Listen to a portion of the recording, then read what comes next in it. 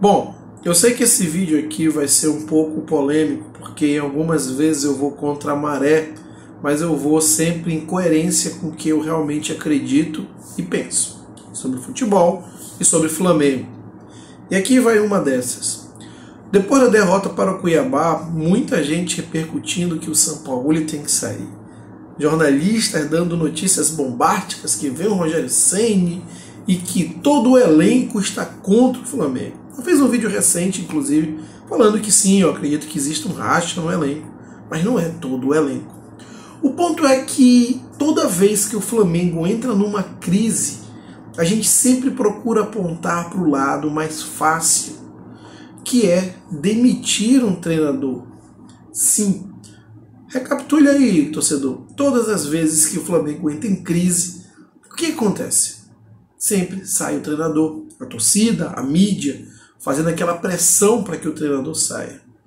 E isso resolveu em algum momento, nessa história toda, algum momento a gente conseguiu ter uma continuidade, uma hegemonia futebolística nesses anos todos, desde que o Flamengo realmente se reorganizou? Na minha opinião, o único período de hegemonia de fato, onde o Flamengo era inconteste o melhor time da América Latina e um dos melhores do mundo, foi na época do Jorge Jesus. Depois disso, não mais. Sempre entra treinador, o elenco racha, sai treinador. Será que é difícil perceber, e aí está o X da questão, que para que um time seja realmente vencedor, é importante ter um trabalho longevo, um trabalho que tenha tempo, que dê tempo ao treinador, ou seja, um trabalho com continuidade. Será que é tão difícil? E os exemplos à nossa volta. Palmeiras, que tem um time, tecnicamente falando, muito inferior ao nosso. Ou você vai querer comparar aqui Rony com Bruno Henrique. É até uma brincadeira, parece brincadeira, né? Arrascaeta com Rafael Veiga. Não que Rafael Veiga não seja um bom jogador, mas Arrascaeta é um gênio da bola, pelo menos para os nossos parâmetros. Ou seja, o time do Flamengo é muito superior ao do Palmeiras, tecnicamente falando, não coletivamente, porque um time não só se restringe à parte técnica. Então o que difere? Por que o Palmeiras é tão competitivo quando pega o Flamengo?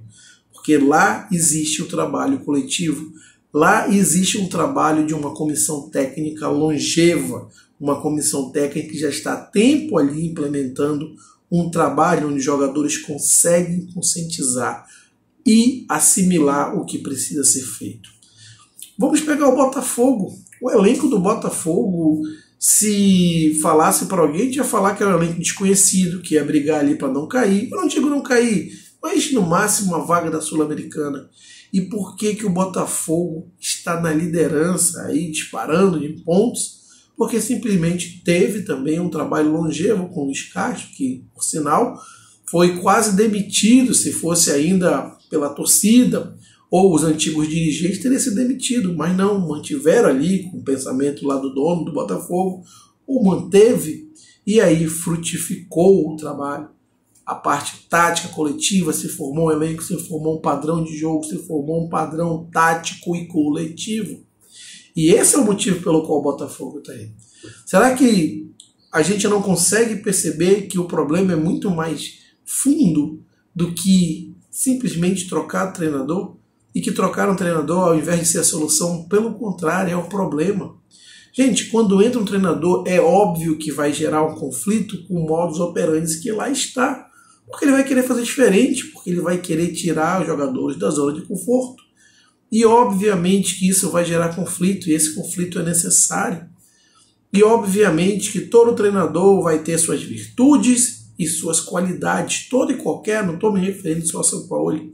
Mas o mais importante, é preciso que uma comissão técnica no Flamengo tenha continuidade de trabalho para que o Flamengo possa usufruir do seu poderoso elenco.